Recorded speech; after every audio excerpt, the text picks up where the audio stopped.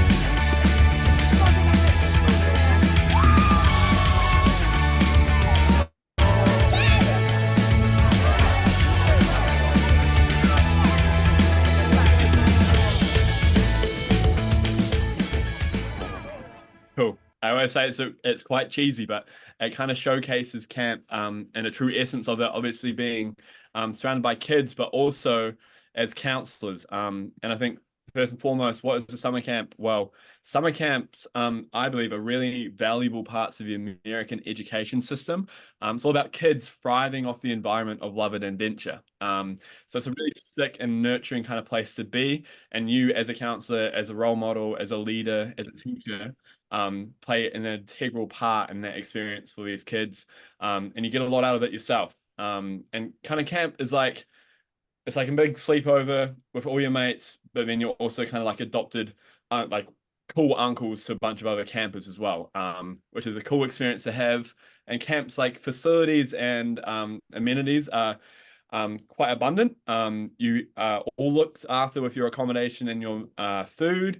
And quite often camps will have lots of facilities such as like a sports field, a lake, a climbing wall, a ropes course, a pottery room, but yeah, basketball gym, a turf field, tennis courts, performing arts buildings, and quite a lot. So it's kind of like a big campus of fun, somewhere really rural and remote, that has all your kind of like essential needs of life looked after. So yeah, like I said, running water, food, toilets, and not accommodation, all sorted for you. So you can just focus on having fun. Camps over in the States obviously start in their summer season, which is our winter. So kind of early to middle May was when they kind of typically kick off, and you'll finish camp around early to mid August. Again, depending on the season and how camps are structured, you could be there for a couple months or up to 4 months for some camps. So it depends what camp you kind of get hired by. And yeah, like I mentioned there, in rural or country areas, if you're in or from New Zealand, if you've ever stayed at like a DOC hut, a Department of Conservation hut up in the mountains, it camps kind of like that hut, but there's always fun facilities around you to kind of go out and play and plug into the kids. So it's a place for kids to be kids, right? No technology is really at camp. You're not allowed on your phones or anything like that. You're completely unplugged from the real world. So it's an awesome opportunity to plug into the kids, but also kind of unplug yourself and kind of have that good reset in life, which is kind of sick. Sorry, Angela, I think I've overstepped you, haven't I? Angela's going to take the next slide. Yeah, sorry, take away. So we're going to go over what different roles you could have at camp. There's a few different things you can do while you're there. So a big one is going to be a general cabin counselor. So in this role, it's your responsibility to pretty much just hang out with the kids. So you'll get them up in the morning, take them to activities, do the activities with them, get them ready for all their meal times, and then get them ready for bed at night time. So you're pretty much just having fun and hanging out with them all day.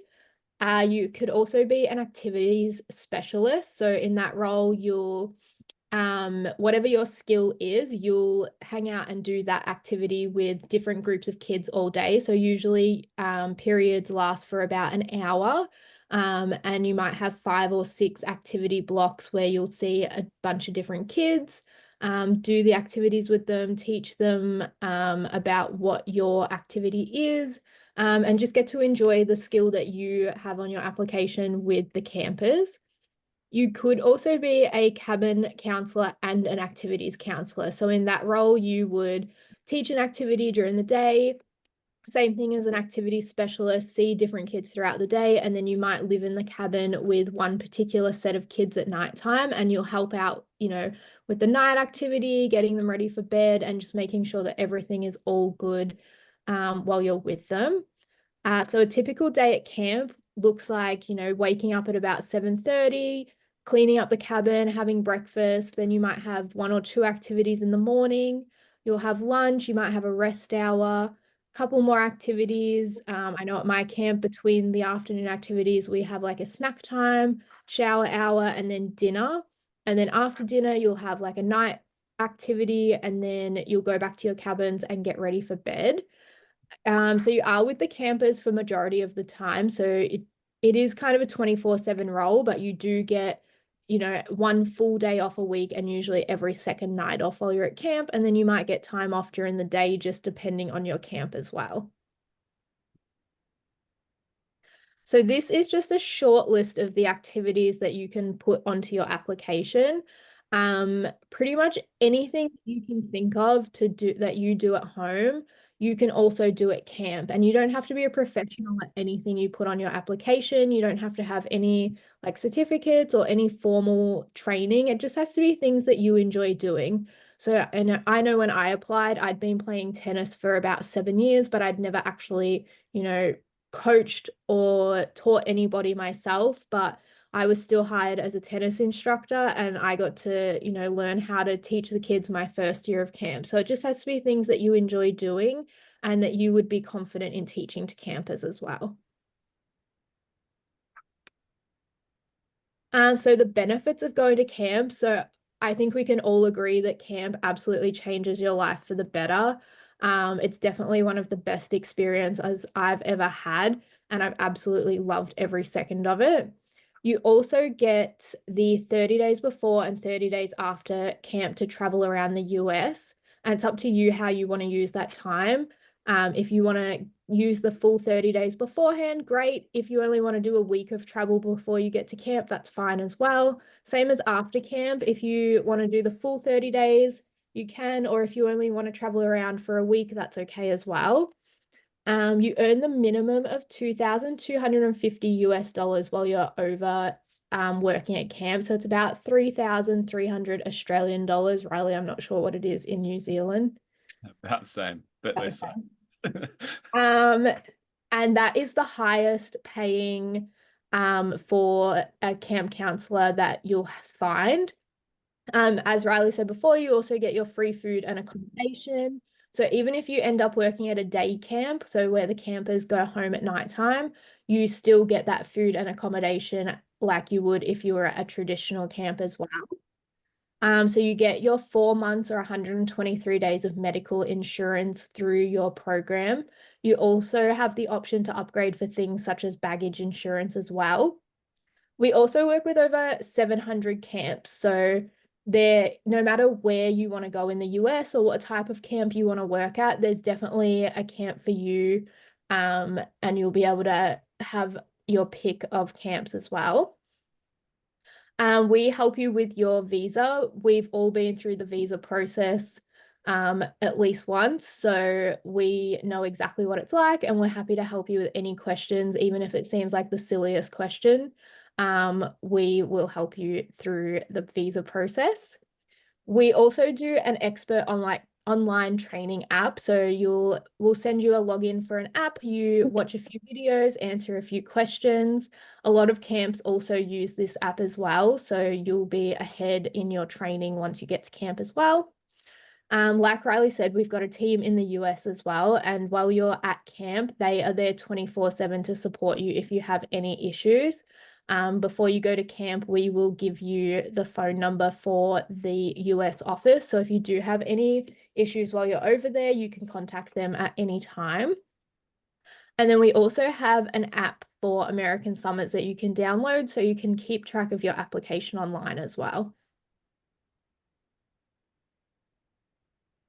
So just going over the costs a little bit.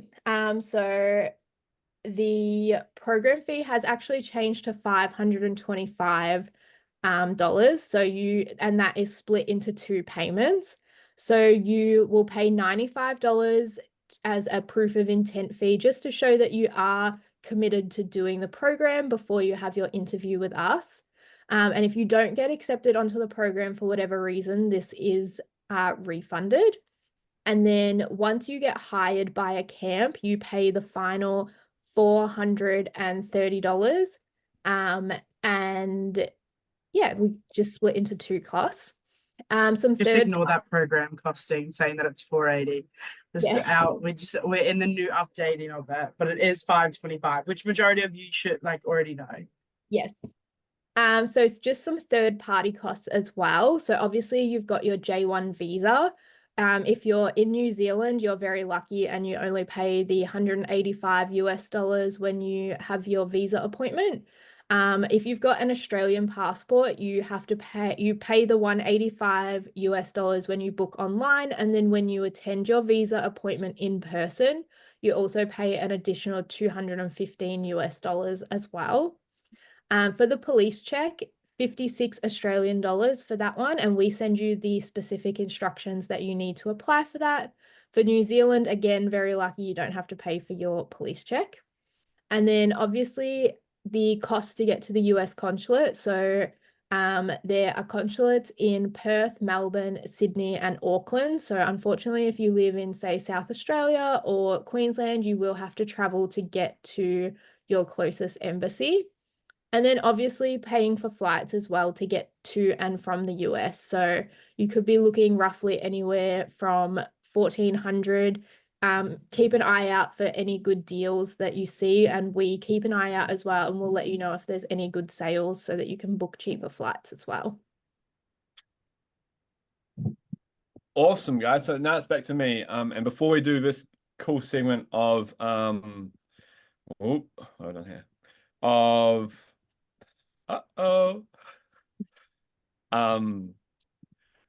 Of traveling at camp, I've got this cool video that I cooked up when I was in Western North Carolina at a camp called Falling Creek Camp. And we made this video to kind of showcase what life would actually be like at a summer camp through the eyes of me. So here we go.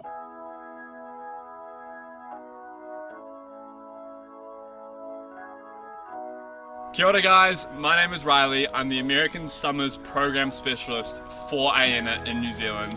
Today we're at Falling Creek Camp, where I've spent the last 2 years in Western North Carolina working at an all-boys summer camp. Come with me and let's check it out. So guys, as you can see, here in Western North Carolina and most summer camps over in the United States, they're in absolute beautiful areas of the country. You're really rural, you're far from civilization, and it's a great chance to unplug and kind of be yourself around the campus you're looking after, but with the nature too. One of the great perks about an American summer. As you can see, here at summer camps across America, there's beautiful facilities like gymnasiums, like turf fields, like soccer gyms, a big land sports field. It's got everything for anyone, so come along. And what would a summer camp be without an amazing lake? Here at Falling Creek, we do fishing, we do paddling, and our docks are super active. This is our dining hall. This is the beating heart of any camp. You get fed 3 times a day, scrumptious meals, breakfast, lunch, and dinner by our amazing culinary team. And you get to sit with your campers most of the time and do communal family-like meals, and it's a great place to be.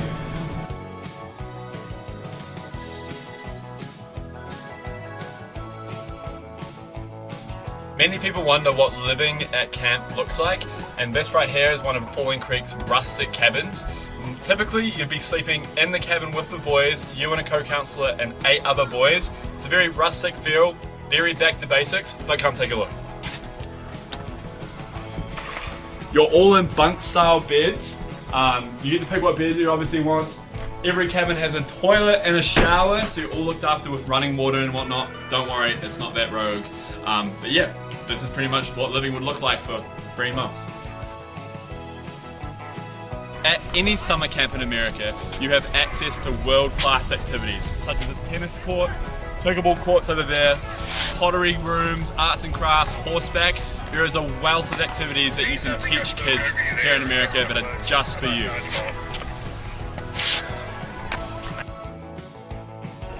Here at Falling Creek Camp, we have over 300 boys that attend our sessions 4 times throughout the summer. We provide world-class entertainment through adventure sports, from normal sports. We provide an in-camp kind of service, so our counsellors both are activity counsellors and camp counsellors. So it's a really cool feel, it's a really inclusive community, and what can you get better than this, being in the most beautiful place in Western North Carolina.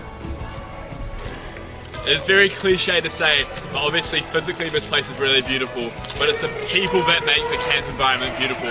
So if you want to come and taste this for yourself, come and join us, sign up for American Summers. We'd love to have you here.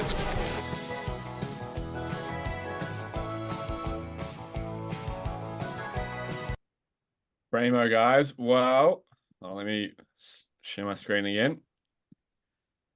that has been a good showcase of kind of like what an American summer camp looks like in the flesh. I was there just last month, so missing it a lot. But yeah, super excited to kind of facilitate your journey to working at a summer camp just like Falling Creek in North Carolina.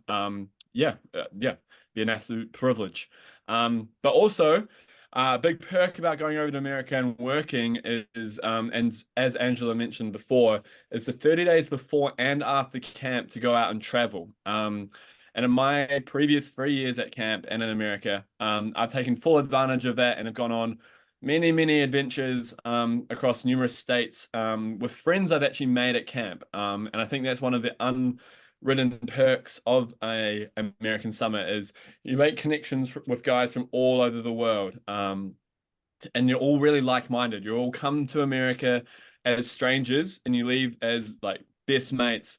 And yeah, you go on and go see the West Coast, or in some cases, like I flew out to Europe and did a massive Contiki tour of Europe with 5 guys from my camp last year. So kind of the world's your oyster in that sense, and you can kind of pick up the ball and run with it with what you want to do and what you want to achieve in terms of the travel afterwards. But I would say a massive unwritten perk is the connections and relationships and friendships that you form at summer camp, and then you can go off into the real world and make some pretty special memories as well. So America's obviously massive, so you have a bit for everyone. Like if you like beaches, if you like the desert, if you like cities, Vegas is a massive highlight.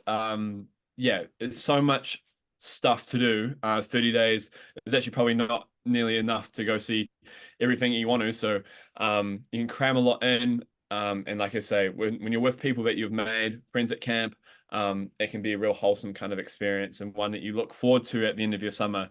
And yeah, can kind of reinvigorate the spirits to go again as well. So I've got the bug. I was just finished my 3rd year and Saul was traveling the States, seeing sites that I haven't seen. So yeah, definitely world's your oyster. And I'm a big advocate for you getting outside your comfort zone, not only going to camp, but also, getting out and seeing the world, like especially from New Zealand, small Pacific island nation.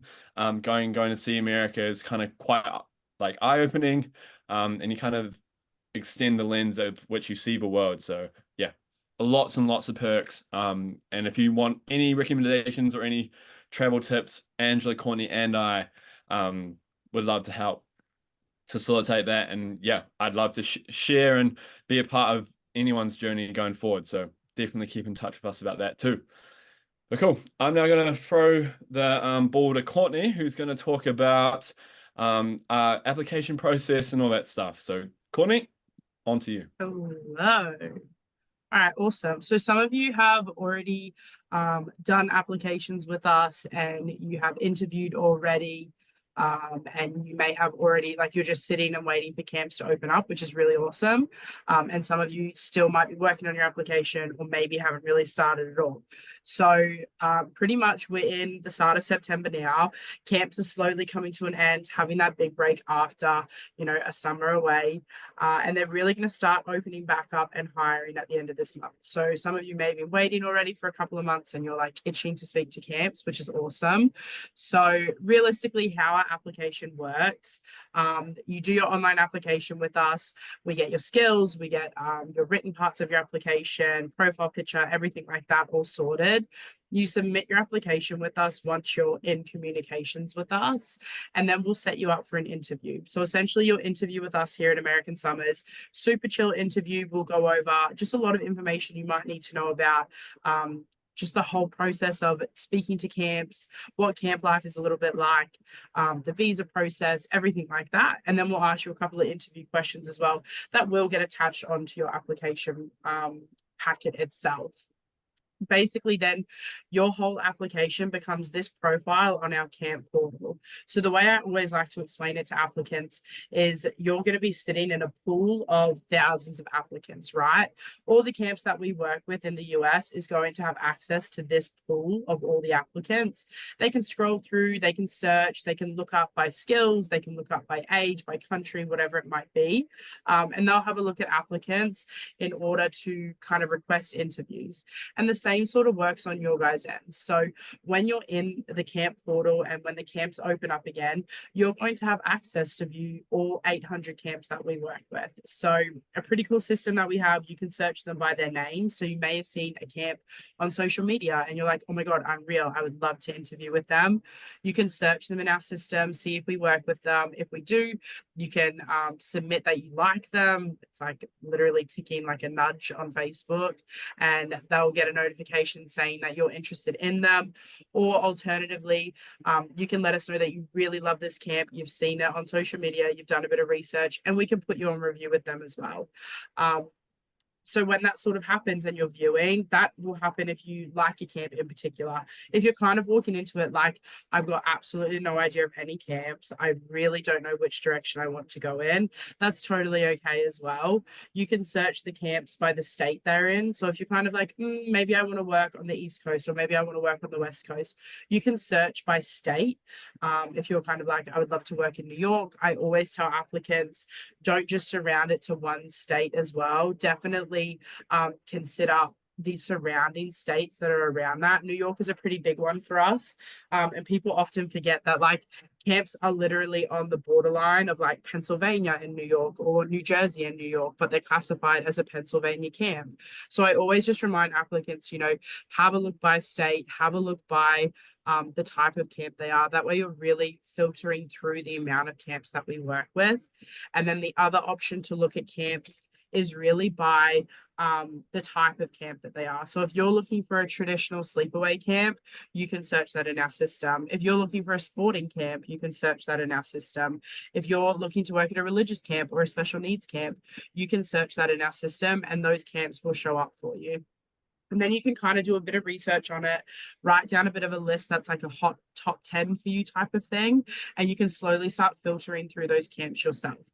However, another option, and going back to the pool option that we talk about, is when you're in the pool of applicants, if a camp picks you up and they put you on review with them, that pulls you out of the pool. So essentially what that means is that when you're on review with one camp, you have a 7-day limit with them at the start, right? So they have 7 days to reach out for an interview, to make contact with you, to obviously have your interview, discuss a contract, whatever it might be.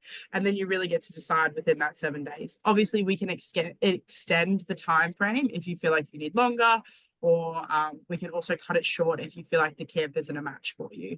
So within that 7 days of being on review with a camp, you can't view any other camps and other camps can't view you. So as soon as a camp puts you on review, I always like to remind applicants, do a bit of research on them, search them up into, like, search their website, have a look at who they are, what type of camp they are, what they do. You can check out their socials as well. And I always like to remind people as well is when you do search a camp name, you might see some reviews and whatnot. You're going to see the good, the bad, the ugly, right? You're really not going to know until you speak to them or until you get a feel of what the camp is for yourself by speaking to the directors or speaking to someone on the hiring team. So I always like to say, you know, keep an open mind. Someone's experience is not always going to be your experience as well. So that's a really key factor to consider when you're looking at these camps. When a camp puts you on review and you're kind of like, okay, cool, I've done a bit of research on them, I do really like them, they've reached out for an interview, perfect. You'll jump on, you'll do your interview with them. This is where you really get to ask them questions as well. As much as they're interviewing you, it's your opportunity to jump in and ask those questions like, okay, so what does a day-to-day look like at camp for me? How many international staff do you hire? What is the time off, day off situation like? Do I have access to my phone? Do I not? These are questions that you're going to want to ask in your interview so you're fully prepared for what they can offer you, right? And then after you have your interview with them, they'll probably take a day. They may even offer you a contract then and there in the interview. I always recommend take a day, have a read through it. Again, ask us if you have any questions. We're always there to support you. We're always there to help you make a decision. But ultimately, we would love for you to be able to make your decision on whether or not a camp is a good fit for you. We can 100% guide you though. So we definitely are there in that factor of it. And then if you kind of decide, you know what, it's my first camp that I interviewed with. I'm not sure if this is for me. You can always go back to the camp that you interviewed with and say, you know, thanks so much for the opportunity. I'm going to take a minute to think about it. I do have just a couple more camps I want to speak with, and then I will get back to you if that's okay. And some camps are going to be like, yeah, 100%, no worries. And because we're early on in the season, a lot of camps probably will be like that. But the later it sort of gets in the season, the later the camps want to fill those positions. So it's just about being cautious of how many camps you talk to, how many you're denying, how many you're putting on hold, until you find your right match. So that's a little bit about the hiring system and speaking with camps. Again, we just want to stress that when you're on review with a camp, you do have that 7-day time. So if you kind of know straight off the bat, and I always tell applicants, just like Andrew Riley does as well, definitely take as many interviews as you can, because you just never know what they're going to offer you on an interview. You could jump on and they could offer you more money, an amazing job role, and you may have not wanted it just because of the look of their website or something like that. So I always recommend try and take the interview where you can. However, if you're really like, no, this is not what I want, you can reach out, let us know. If they've already reached out and like asked for an interview, you can always respond back and be like, thanks so much for the opportunity, but I'm looking to do something else. And then, you know, you go off review and then back in the pool so you can see the camps again and other camps can see you. So that's sort of how that system works a little bit. Once you do interview, oh, sorry, you go. Courtney, I was just going to jump in. We've also got like Courtney, Angela, and I as a resource to like ask about how the whole camp interview went, and the ambassadors that have also interviewed you too. You've got a lot of people, IANA people that have experience in the game and will be able to answer any questions that you're unsure of, or like answers to questions that camp have given you, and you're like, I'm not too sure I understand what they mean by this. You can always just give Angela, Courtney, or I a call, and we'd be more than willing to help. So Courtney, definitely. No, that's good. And we always say as well, like, don't like take a second to think about it. Obviously, like, you're going to have your interview. You may always like, you might have a second interview, but definitely have your interview. If they offer you a contract, let them know, you know, thanks so much, amazing, I'm going to sit on this and think about it, and I'll get back to you, you know, within 48 hours or whatever it might be. And then it gives you time to really sit and think and then make your decision from there. Once you do find a camp where you're like, unreal, amazing, this is where I'm going, this is what I'm doing, you can be like, awesome, sign your camp contract, and then we start your visa processing. Visa processing is quite a large thing to do, and often if you're early enough, you could potentially be getting visas by the end of the year, depending on the timing, depending when you do your camp contract, everything like that. But most of the time it might start early on in the year as well. I always recommend people to like start looking at that visa processing as soon as they get their contract from camp, just because the sooner you do it, the better, I believe. And I feel like it just pushes everything out of the way. You can then book your flights, get your insurance, like everything is sorted for you. And we obviously will help you and like keep you posted on how to do your visa. You know, this is what you do, X, Y, Z. We'll send you the steps. We'll jump on a call with you, whatever you might need. But that process in itself is probably worth another whole Zoom video. But we, like Angela and Riley said earlier, we are there to help you throughout that process as well, and definitely guide you in the right direction so you know where you're going. But that's sort of our application process there. We'll go next slide and we'll jump into a little bit of frequently asked questions. So some of the questions that we get: campers typically aged 8 to 16, really depends on the camp that you go to. It could be a wide range of things, a wide range of, you know, 8 to 10-year-olds, or it could be that full range. It really just depends on the summer camp. And your camp will work with you to assign you, you know, what is the best age group for you. So if you're an 18-year-old, most camps probably won't put you with the 16-year-olds simply because of the age difference. But they do take into consideration, you know, in staff week, how you are with the counselors, what your personality type is, and they'll sort of help place you where they see you best fit for the summer. You can definitely request an age if you feel like you are passionately really, really good at working with these age group of kids. Definitely let your camp directors know, and they will take that into consideration, of course. How long are the camps at camp for? Really depends on the camp itself. Some camps are like my camp is a full 8-week session. So it's the same campus for 8 weeks. And it's a sleepaway camp, whereas some camps are a little bit different. It could be 4 2-week sessions. It could be 3 3-week sessions. It could be 8 1-week session with different campus each time. So that's a really good question to ask when you interview with camps as well. So you get to know, okay, I'm going to be with the same kids the whole summer, or I'm going to have 2 lots of different kids, or it's different kids each week. So those are type of things that you should ask your camp when you're interviewing with them, so you can kind of wrap your head around that before the summer starts. The next one we get quite a lot is, can you work with friends? We do say yes, although we can't guarantee it. We do take note of it in your application. If you've started your application and you're sitting in camp ready and you've got 4 friends with you or 3 friends with you, the chances are a lot higher, simply because it's the start of the season. Camps do become open to hiring friend groups together, especially when they have multiple positions available. But as it sort of gets closer to the end of the hiring season, the crunch becomes a little bit harder, and it is harder to place friends together. It really does go off your skills, off the things that you put in your application and whatnot, but we do definitely note it. And it's always worth you mentioning, maybe if you and your friend or you and 2 other friends are all interviewing with the same camp, and just mentioning that, you know, you'd love to work together and go that way. So that's another question that we get.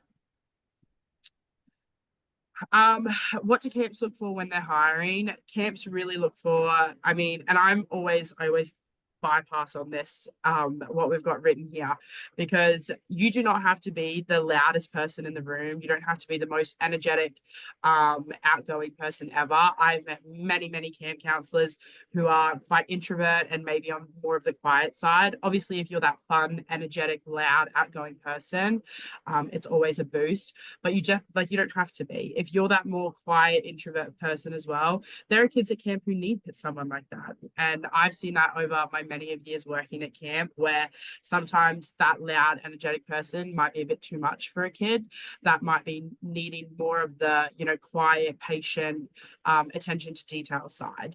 So camps really just look for someone who can be completely authentic, can really be a good role model for the kids, who loves helping and watching kids grow and expand over the summer, both their mind and just their willingness to do something new, something different, everything like that. And someone who's like happy to teach or lead at camp. You don't have to be a teacher. You don't have to be someone who can stand up in front of a classroom and talk to 100 kids, but you have to have that motivation to be able to help a camper do something new, or be able to assist them in trying an activity that they might be scared of doing. So really just be yourself, be authentic. Try not to be someone that you're not, because I guarantee when you rock up on the first day, it will be 100% overwhelming for you. It is for anyone. I mean, I just did my 7th summer and it still gets overwhelming for myself. So just keep that in mind. Obviously, keep an open mind when you're doing an experience like this. It's definitely different to what home life is like here in Australia or New Zealand. But it's something that I think will probably change your life for the better, which is amazing. Another frequently asked question we get is, do you get training? Yeah, you'll get training. Typically camps do like 1 to 2 weeks of staff training. Personally, it's one of my favorite times at camp. It's when all the staff arrive. It's just you guys. You're doing a lot of cool and fun activities. You're doing day in the lives. You're getting to know the camp, getting to know, I guess, how to be a camp counselor. You're surrounded by people from all around the world. People who've been to camp before that might be counselors now. People who are brand new, just like yourself. So it's a really cool environment to be in, as well as getting that training of what your summer is going to look like. I always say to applicants, nothing will prepare you for the first day of camp. It just never does, because it's just a very crazy experience. But that first week or 2 weeks of staff training really does help. And then you like slowly smooth into it once all the kids arrive. But we will help you with that even before you go, try and help you with your pre-departure meetings, everything like that, simply to sort of get you in the mindset of what it's going to be like there, and then learning as you get there, obviously, as well. If things change and you can't go, it's okay. It is outlined in the program agreement, but a quick overview. If you're not accepted onto the program, so if you interview with us and we're kind of like, you know what, we don't think that you you should move forward, or we don't think that you will be placed at a camp, we'll refund you your interview fee that you paid towards us. That's no worries. If you cancel after you've had your interview and you've been accepted onto the program, there's just no refund of your $95, the proof of intent fee. And then after your placement, obviously after you get hired by a camp and you've got a camp contract, you've signed it, you've paid your placement fee, there isn't a refund for that afterwards, unless it's approved for a medical reason. So we always tell applicants, have a think about this if it's something that you're definitely committing to, because nothing worse would be if you're in January, you've got a camp, you've paid everything, and you kind of just wake up one day and you're like, nah, I don't really want to go.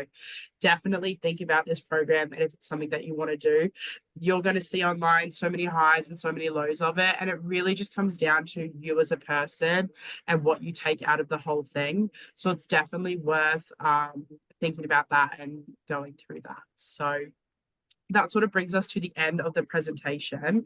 We want to open the floor up to you guys. If you have any questions or anything, feel free to put them in the chat, or you can unmute yourself, whatever you like to do. Yeah, the floor is yours. Go for gold.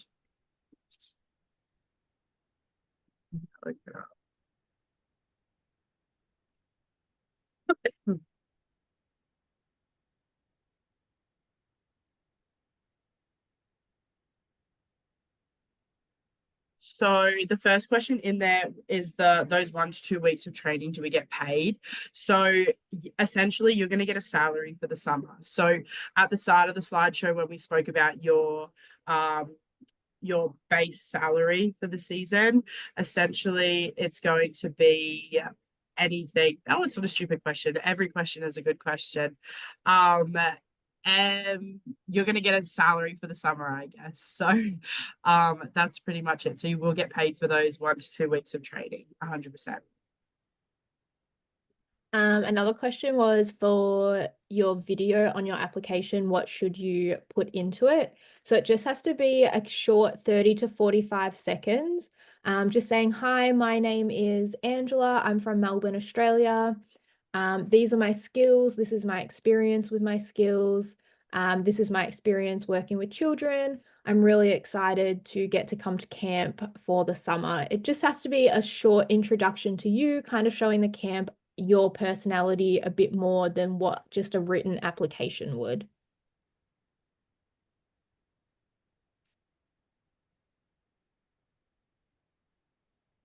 Riley, do you want to take the... Yeah, I'll catch up. We have to go for a meeting in Auckland. So Bex, if you're in New Zealand, if you're a Kiwi, which not too sure off the top of my head, the Kiwis have to go up to Auckland because that's the only US consulate that accepts applications for J1 visas in New Zealand. But as I think it was Angela mentioned earlier, that if you're an Australian, you have the options of Perth, Melbourne, and Sydney to attend your US J1 visa kind of appointment. So yeah, if you're a Kiwi, you have to kind of go to Auckland unless you fancy a trip across the Tasman. If you're Australia, Perth, Sydney, Melbourne. And I can pick up on Sophie. How long is the video? You want it to be short, just like a quick 30, 45 second kind of intro to who you are. I would just add as well, like it's not essential. You don't have to include the video. I do think it like strongly supports your application if you do so. But yeah, just a quick introduction. Hey, I'm Riley. I'm from New Zealand. I love teaching sailing and football. I really can't wait to be a valuable member in your community. Bang. I think it's just like showing face, showing how you speak. And again, it just adds to your kind of application. I can touch on the bank account one. So, Katie, in terms of how you get paid, you don't need an American bank account. Essentially what most camps will do, or most camps will tell you what they do as well. Majority of the camps will have these like cards that they'll pay you on. It's like a MasterCard almost. If you have a Wise bank account, some camps might pay directly into your Wise as well. However, I personally get paid on like a little click card, or like by my camp, they'll literally give me a whole card. It'll have like everything I need on it. I can spend just like a normal bank card like I do at home. But then I transfer that money from there to my Wise account and then just send it back to, you know, your New Zealand or whichever one it is. So that's totally fine. Yeah, Katie, a Wise account is like an online bank account thing. It's just like it's just like an ANZ but global. So you get your own EFTPOS card and your own app, but it's like a cool like multi-currency kind of like bank app. And it's a good question to ask that as well when you interview with your camp. So you get prepared of what you might need to do. Like I downloaded Wise before I left for the summer because sometimes getting like US bank details takes a little bit. So if you download it like, you know, in December this year or something like that, it doesn't cost anything to download. I think you just need to put like $30 into one of the accounts. So I just transferred it over and then I made sure that I had a US bank account, like opened a US bank account in there, like or a US like money hold in there. So I had the account details as well. And that was super helpful. Andy, I'm so sorry about your typo. It's totally okay. Where you say can we bring personal medication? You definitely can bring personal medication. All you need to do is, and this is probably different at every camp. My camp, we don't keep like our personal meds in the bunk with us with the kids, but we have a central point in like our headquarters. So like each campus will have a headquarters and we just have plastic drawers in there that you're welcome to walk into at literally any time of the day. You just pop in, literally take out your medication, take it, do whatever you got to do, and then go back to your bunk or whatever it might be. A lot of camps will have infirmaries, health centers anyway. So like the over-the-counter drugs, like what we have here, like Panadol and things like that, they'll have a version of that over in the States. So anything like that, unless it's prescription and whatnot, you need it. I recommend, just taking it. And again, asking that question in your camp interview, being like, you know, if I take medication every single day, where do I keep it? What's the system with that? And they're super open with telling you where you need to take it. If you have an American passport, so good question. It's not usually something we touch on very often, but if you do have an American passport, you do have to do your application with the American passport. Your program fee will only be $100 US. With that, we do not cover your medical insurance and you will need to source your own medical insurance for the time that you are at camp. And obviously it means you don't have to apply for a visa as well. But other than that, everything's the same, the way you fill in the application and how we place you at a camp. It's just the medical insurance isn't covered and you don't need to get a visa. Leanna, the name of the app, if you're talking about the American Summers app, I believe that's just called IENA, so International Exchange of North America. But if you're talking about the bank app, then it's called Wise, WISE, and that was formerly TransferWise. But if you just put in Wise on the App Store, it will come up, or Google. It's like a green little logo. Yeah. I can do Luke's as well. Look, if you're a specific counselor, is that all you do? I want to be a performing arts counselor / teacher.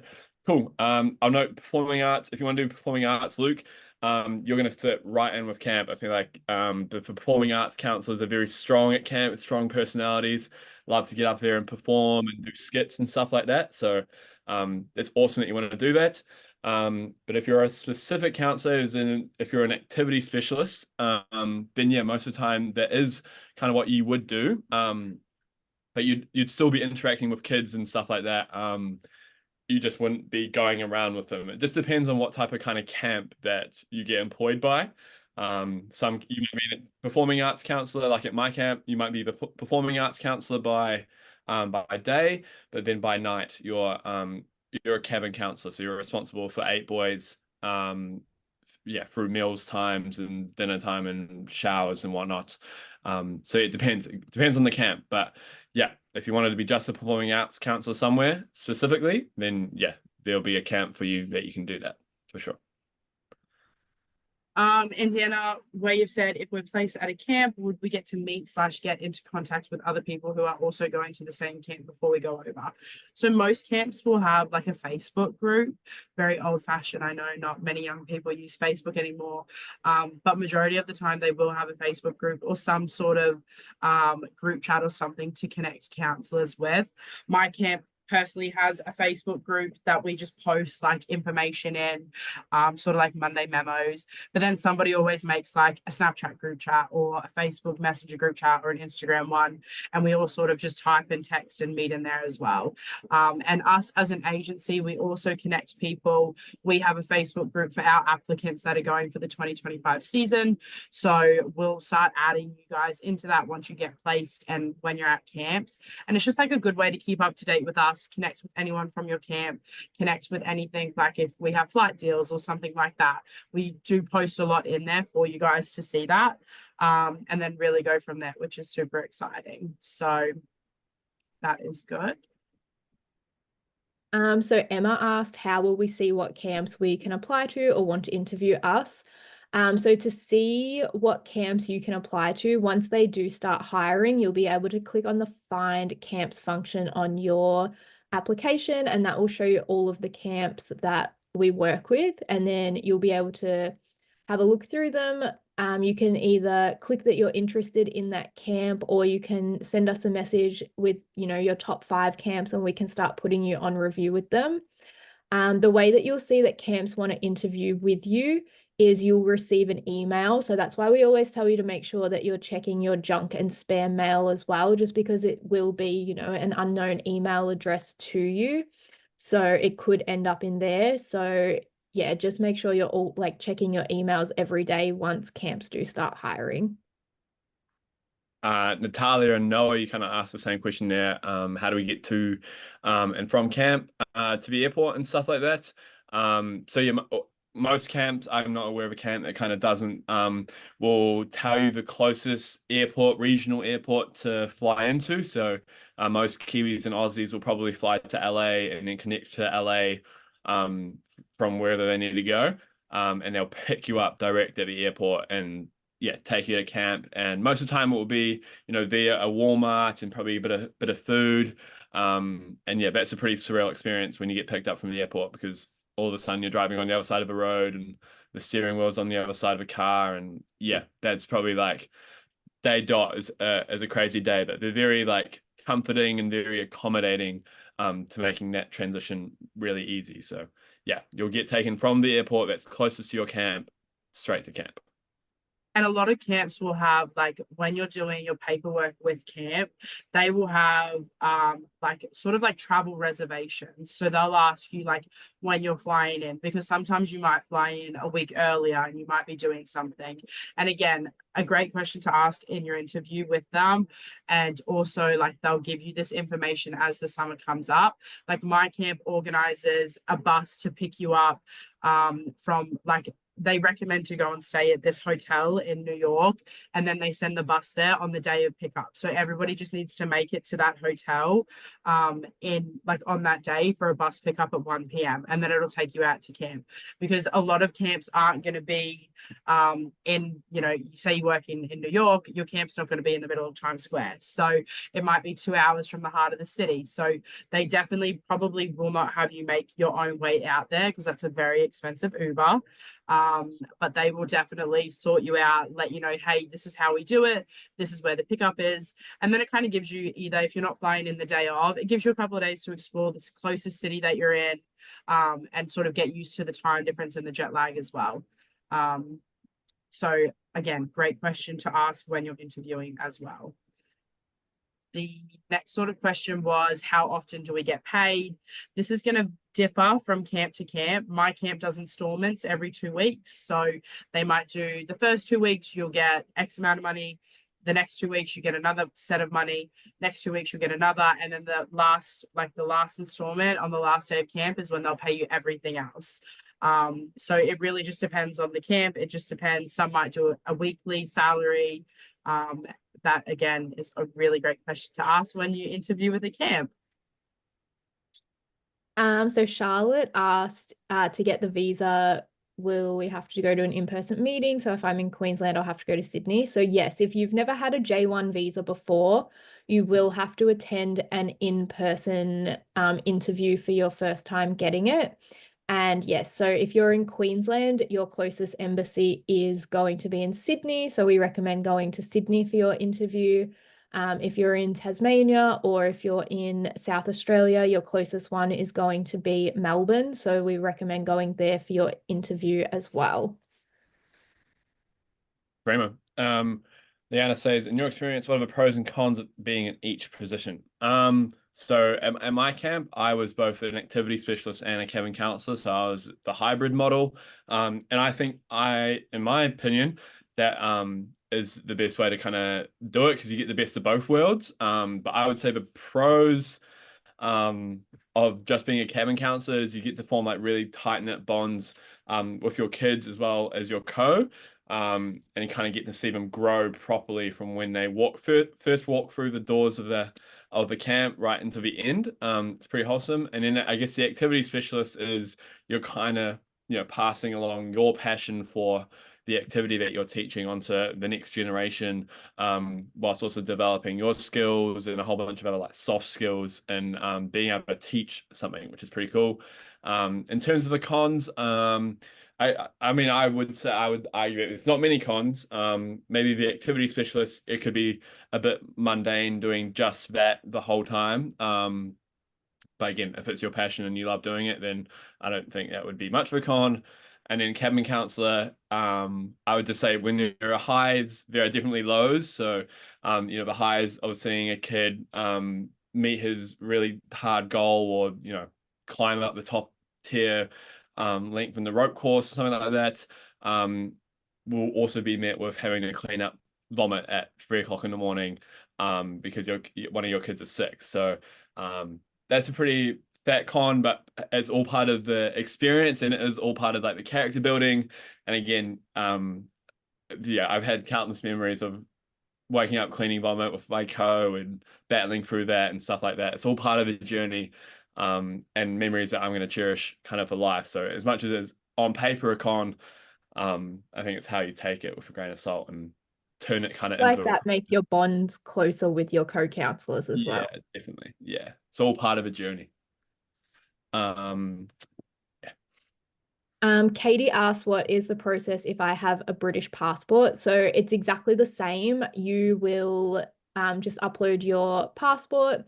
The biggest difference is you don't have to pay that extra $215 when you attend the in-person interview. So you will only pay the $185 when you book your appointment online. Other than that, everything's exactly the same. And I would like to add, just on that visa fee cost, the only reason it's different for Australians is because, well, for Australians to get an American embassy visa is because it's expensive for Americans to get an Australian embassy visa. So the two governments are kind of like battling it out in terms of like charging each citizen's fees. So it's no squabble against just Australians. It's just a policy. It's like only certain countries have an issuing fee. People who like live in New Zealand or even live in like the UK don't have to pay the issuing fee on their passport. However, Aussies do have to pay the issuing fee for the visa. It's totally out of our hands, which is super annoying.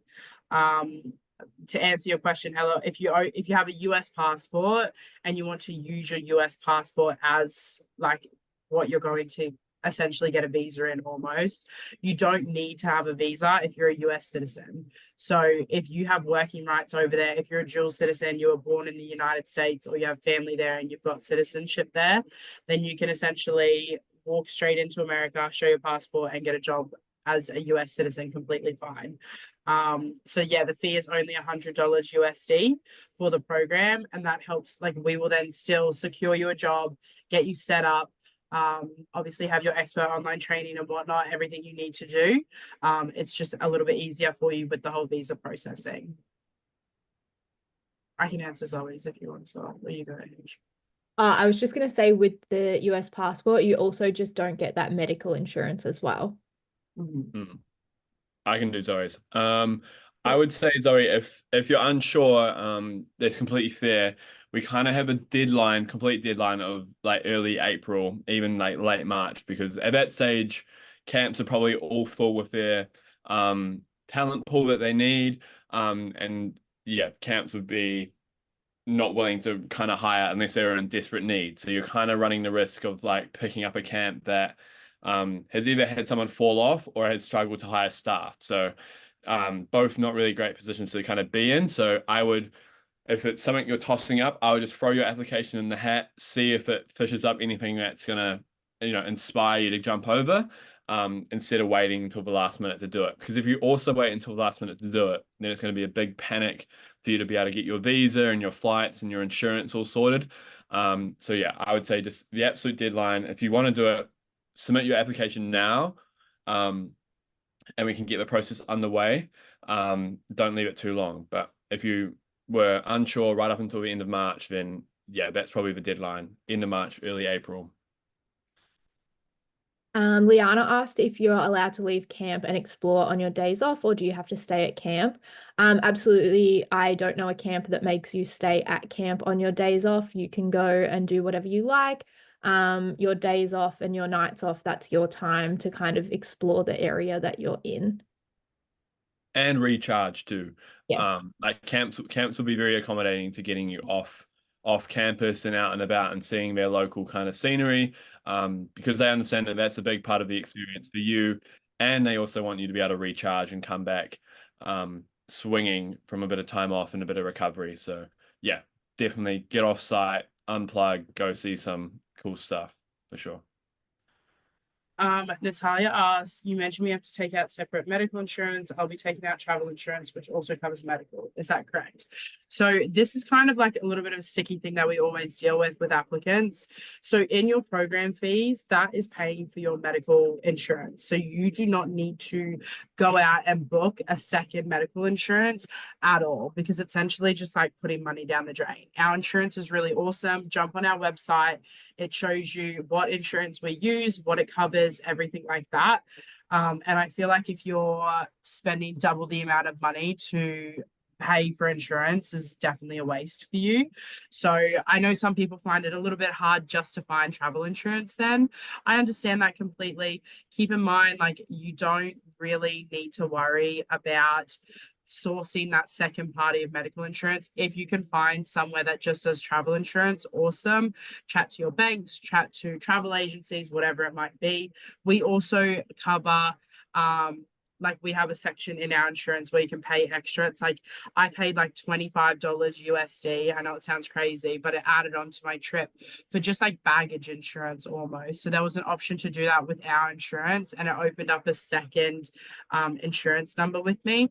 And that just included any of my personal belongings. So like if I lost something, if an airline lost my bags, if I lost my phone, my passport, anything like that, I was insured with that by them. So definitely do your research on only getting travel insurance extra, because you paid for your medical with us already. You don't need to pay for medical again, unless obviously you're a US citizen and you need to source your own medical insurance. But medical insurance with Aussies, Kiwis, even Brits, people who don't have that US passport, is all covered with your application fees with us. So please remember that. Cool. Bex, is there a specific date camp applications will open, or is it just generally late September? Yeah, just late September. We haven't really put down a date, but yeah, we're saying like late September, definitely by early October, camps, the portal will be open and camps will be picking the bestest and brightest. So yeah, definitely aim to have your application up and ready, so it just gives you the best window of opportunity to get picked up by a world-class camp.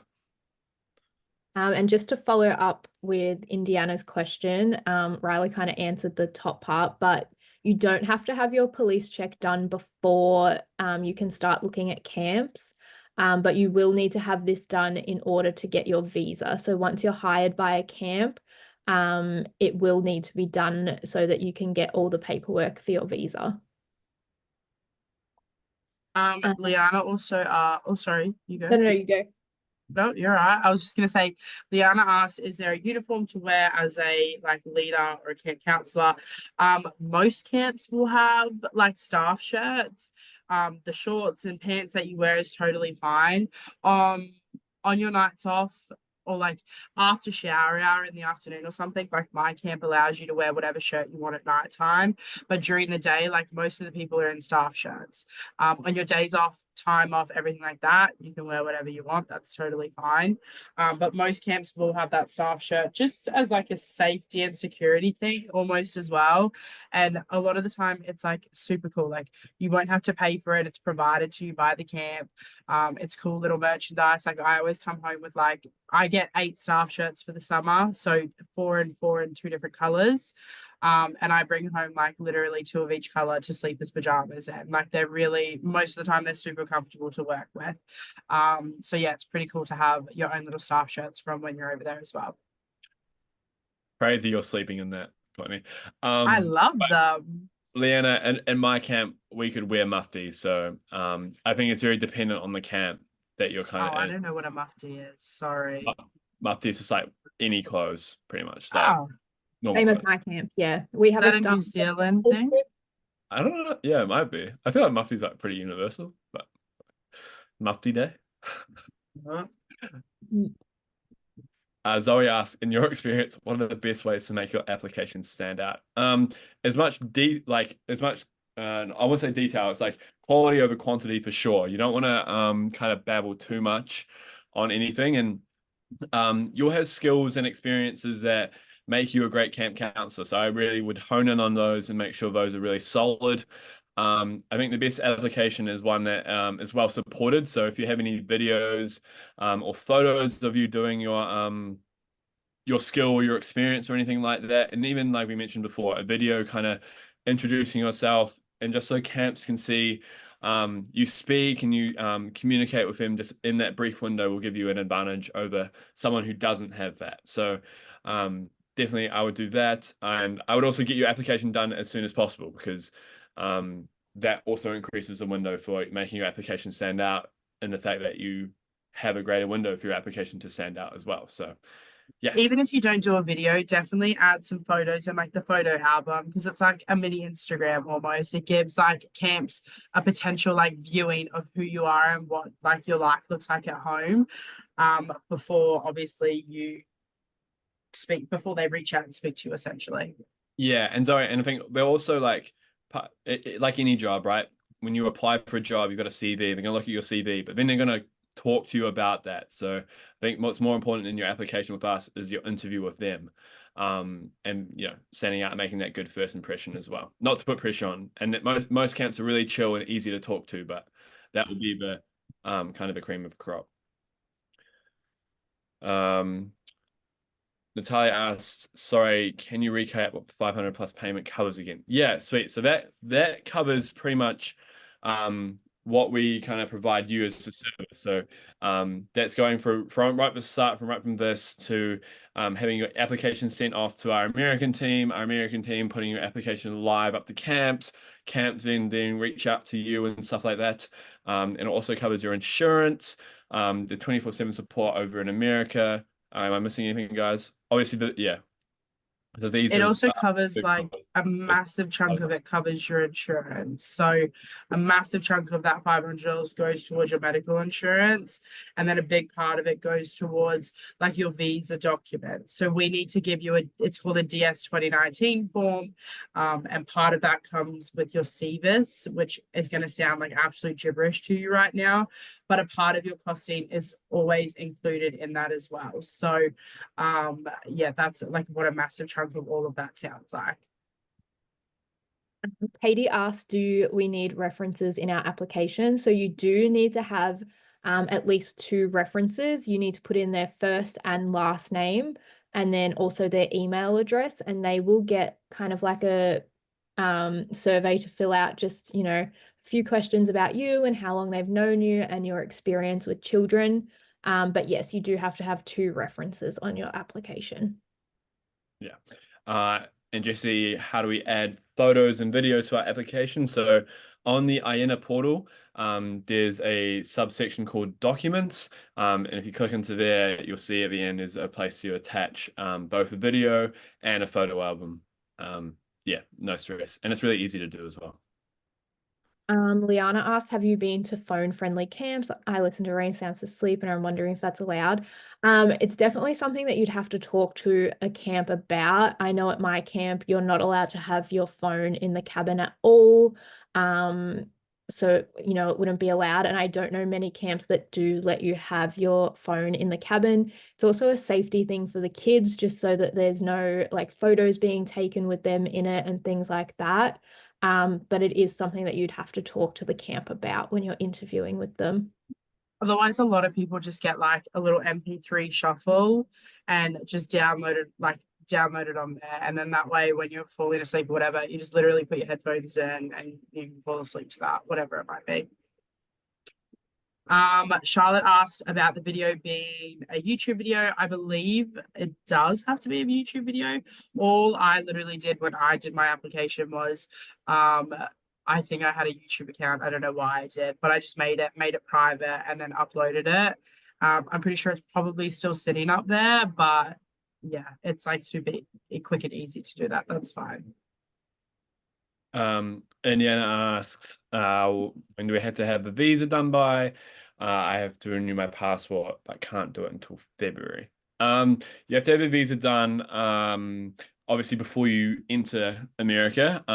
But we kind of do always aim, and we're going to endeavor to have visas done well before then. So, when you submit your renewal for your passport in February, you'll hopefully get it back, the same month, depending on what country you're in. I know New Zealand has a pretty good turnaround. I'm not too sure about Australia.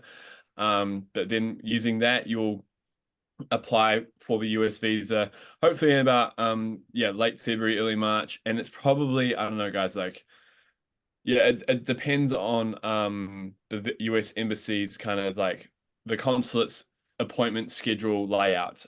You could be months in advance, you could have availability tomorrow. It kind of just depends. So that's why we urge everyone to kind of get that visa process sorted ASAP, because to a certain stage, it's out of our control because the consulate only allocates so many interview appointments to the J1 visa program. So come February, yeah, you might have an appointment available to you in April, or like I said, it could be tomorrow. So you want the visa done pretty quick. And if you can renew your passport earlier than February, I would definitely strongly advise you doing that. In Indiana, by any chance, is Tui your sister who went to camp this year? And if so, I hope her experience went well. Andy asked, can outdoor education at school or participate outward bound be considered experience? Again, Andy, nothing is a stupid question. Don't you worry. There is, yeah, it can be 100%. If you do outdoor adventure or outdoor education at school, and participate in activities like that, definitely throw it into your application. A camp loves to see everything that you've done, loves to see everything that you've participated in. So that is always good to put on there 1,000%. And quickly touching on like the visa thing as well, a lot of the visa like appointments, like you could essentially book a visa appointment until May. Essentially, it's just super important with timing. So if you can only renew your like passport in February, just do it in that timeline of like as quick as you can. So renew your passport. Once you get your passport back, get ready to then do your thing, and then everything like that. So you should be okay with that. That's no worries. And definitely just communicate with us if you have any questions or anything like that, or if you're worried about it, and we can definitely keep you posted and let you know on the timelines and whatnot. But yeah, I feel like, oh, sorry, go. I was going to say Outward Bound. If you've been to the Outward Bound in Anakiwa, Andy, I'm pretty sure you're a Kiwi. That experience is very akin to camp, so they're going to love hearing about that. And Outward Bound as an organization is worldwide as well, so any experience is good experience. And I would echo what Corny said, any question is not a bad question. The only questions are no questions at all. Only bad questions are no questions at all. So yeah, keep them coming. But cool, I think we've wrapped that up. Yeah, as always, guys, thank you for tuning in. This whole information session will be available to you on YouTube, hopefully tomorrow. But if you have any questions, us, our whole team, and Alan and the US team are here to answer them. So we look forward to connecting with you and helping you progress your journey with Aina. And yeah, we'll be in touch very shortly. I would hope so. And yeah, any questions, just sing out and would love to help. Thank you Thank so much, guys. Everybody enjoy the rest of your night. It was an absolute pleasure.